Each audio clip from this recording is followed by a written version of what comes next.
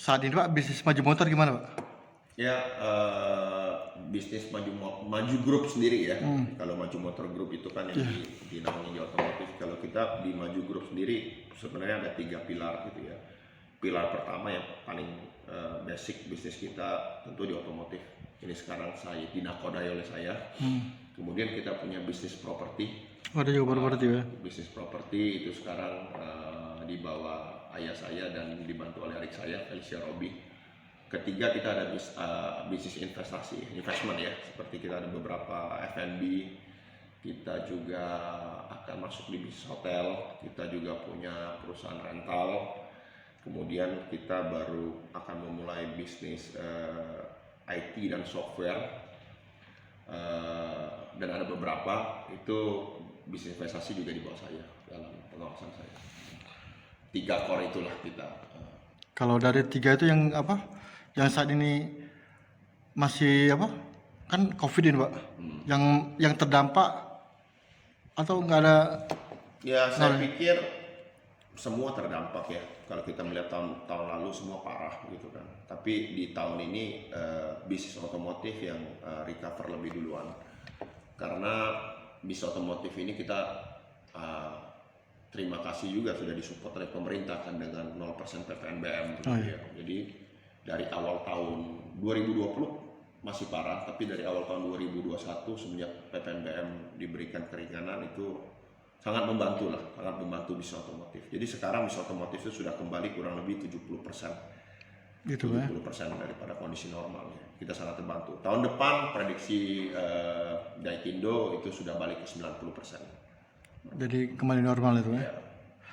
Terus katanya Bapak sudah melirik-lirik juga bisnis kuliner itu Pak, informasinya.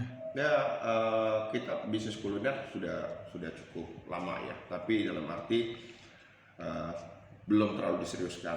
Jadi ini kita lagi mau mencoba beberapa unit usaha baru untuk diseriuskan, terutama di bisnis F&B ya, kuliner. Jadi kita lagi membangun satu brand. Tujuan kita memang kita mulai dari Sumatera Selatan, Kota Palembang, dan ini kita akan franchise-kan ke seluruh Indonesia. Apa brandnya itu Pak, rencananya Pak? Brandnya Mr. Pan. Mr. Pan itu dimsum ya, restoran dimsum, bubur dan yang halal. Namanya Mr. Pan. Kita lagi membangun brand ini.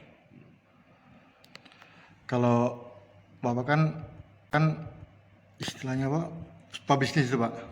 Gimana Pak support keluarga terhadap usaha Bapak gitu kan? Karena Bapak kan pasti capek letih kan. Otomatis kalau seandainya nggak ada support dari anak istri.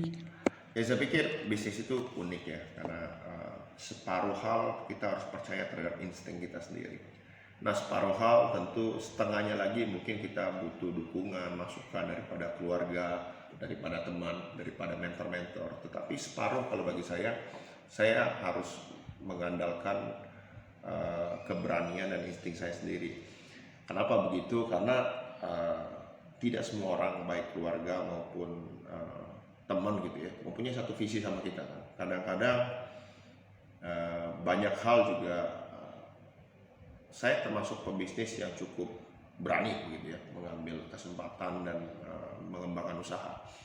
Tapi keluarga saya sedikit lebih konservatif. Tapi ini bagus juga buat saya kan. Jadi ada remnya lah begitu kan, ada yang mengingatkan begitu. Tapi separuh kita harus jadi pebisnis itu, separuh kita harus mendengarkan masukan, nasihat daripada keluarga, teman-teman. Tapi separuh juga kita harus percaya terhadap diri kita sendiri dan insting kita sendiri untuk maju. Gimana Pak?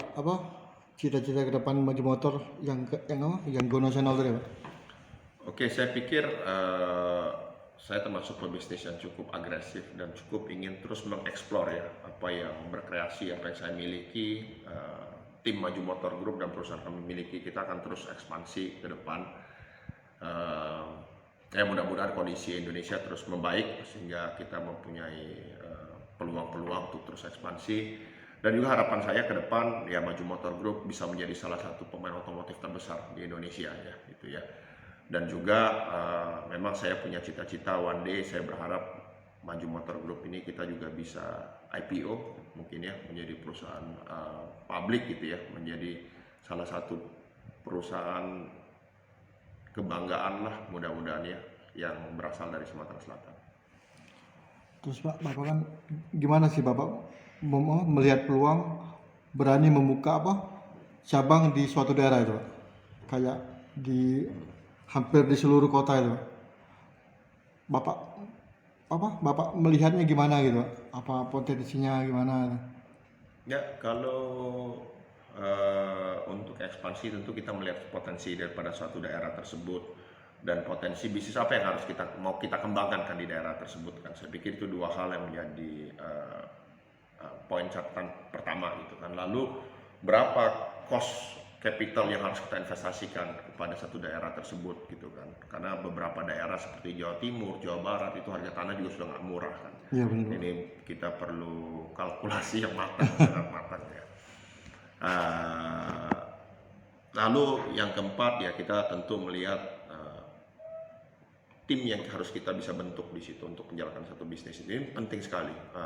Semakin besar perusahaan, yang terpenting itulah organisasi, people, yang manusianya itu menjadi sangat penting begitu untuk menjalankan satu usaha. Saya pikir 4 poin itu yang harus kita perhatikan ketika, dan juga kecukupan modal tadi ya, itu menjadi catatan penting ketika kita ingin mengembangkan usaha. Kayak Bali itu Pak, kalau melihat harga tanahnya luar biasa itu. Oke, Bali saya pikir dengan kondisi sekarang sudah agak berbeda. Kondisi tanah sudah nggak terlalu mahal, tetapi yang jadi permasalahan adalah kondisi marketnya yang sangat low. Jadi Bali itu di seluruh Indonesia dia paling terpuruk. Dan industri otomotif itu bisa menjadi barometer. Kenapa? Karena industri otomotif itu data penjualannya itu terregister di Samsat ya. Jadi nggak bisa bohong itu. Oh iya benar. Jadi di Bali itu kalau kita melihat otomotif sebagai barometer, ekonomi di Bali itu masih terpuruk sampai dengan, kalau yang lain sudah recover jadi 70%, di Bali itu kondisinya masih 35%. Mereka masih sangat terpuruk. Nah, makanya saya juga cukup apresiasi pemerintah, Bang Sandiaga Uno kan sudah membuka international flight ya. International flight semenjak 15 Oktober kemarin. Mudah-mudahan ini jadi satu titik balik untuk Bali bisa kembali ya seperti dulu lagi ya. Kita sih percaya Bali lah. Bali itu pulau yang luar biasa ya, saya pikir ya, salah one of the kind lah di dunia gitu ya. Saya pikir mereka pasti akan kembali baik. Kita memang tunggu momen yang pas. Kalau dari seluruh kota yang ada perusahaan Bapak, daerah mana Pak yang sangat bagus itu Pak?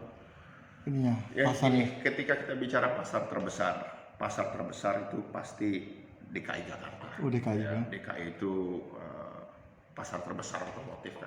Kalau kita bicara Jabodetabek itu market terbesar nomor 1 di Indonesia. Lalu disusul Jawa Timur, lalu Jawa Barat.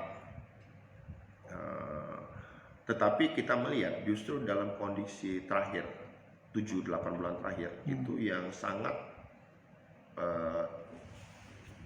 recovery-nya yang paling baik itu justru Sumatera dan Kalimantan. Kenapa? Karena di tengah memang kondisi pandemi yang sudah membaik, tetapi hasil bumi itu sekarang kan semua lagi bagus. Iya bagus benar. Sawit, karet, batu bara itu lagi bagus, terutama sawit kan. Nah jadi Sumatera dan Kalimantan ini mendapatkan berkahnya lah gitu ya. Jadi memang Sumatera dan Kalimantan itu yang recovery-nya paling baik di 2021. 2021. Ya, Sumsel juga salah satu yang sangat bagus ya. Oke.